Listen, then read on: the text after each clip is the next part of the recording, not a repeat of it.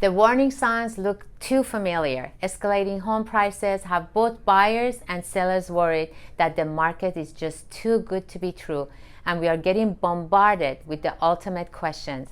Are we in a housing bubble? Let's take a look at 3 key factors to calm fears in your market.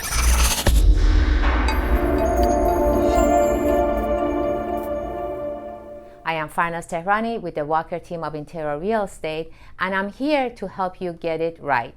Part 1, housing supplies. Last year, home values appreciated an average of 15% across the nation and much higher here in the Bay Area.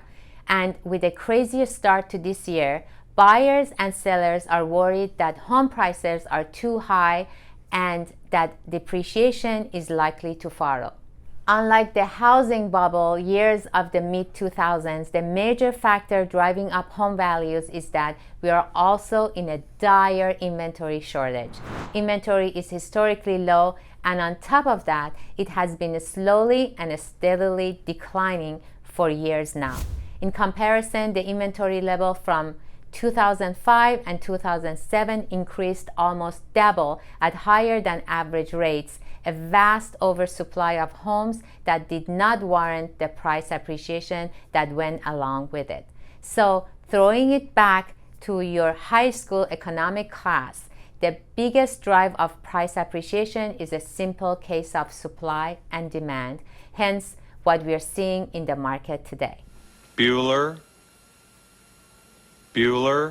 Part 2, housing demand. If you remember the housing boom of the mid-2000s, you know how crazy that time was in real estate. But if Robert Shiller, a fellow at the Yale School of Management International Center for Finance, could sum it up in one phrase, it's this: irrational exuberance. In other words, the buying and selling frenzy that contributed to the market collapse was fueled not by tactful financial decisions, but a countrywide case of FOMO, fear of missing out.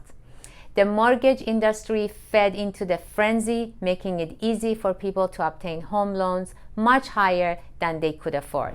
Today's real estate demand, however, is a very real thing, and lending standards have become much tighter since before the crash. Plus, with escalating rents happening across the US, many Americans are opting for the financial stability that homeownership offers. These factors, coupled with low mortgage rates, make purchasing a home today a good financial decision. So, not only is the demand very real, it's very smart. Are you like me now? My boy's wicked smart. Part 3, equity.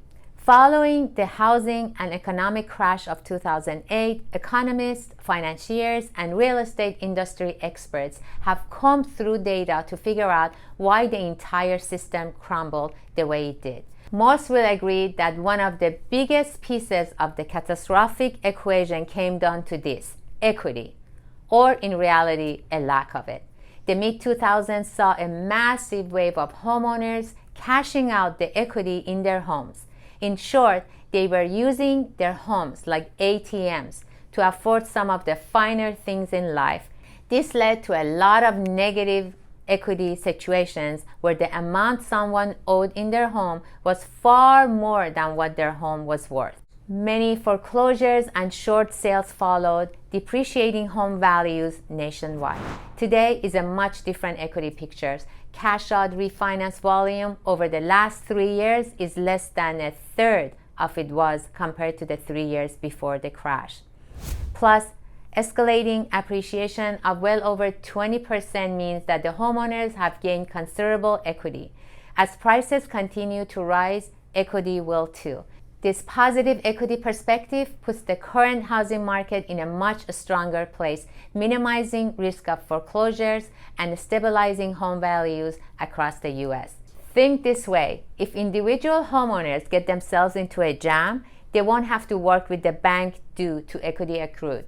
And the truth shall set you free! Bottom line, the most important role of a real estate agent is to be the educator to our clients. What that really means is analyzing data and insights, getting all sides of the story, and then being able to communicate that so you can make the best real estate decision.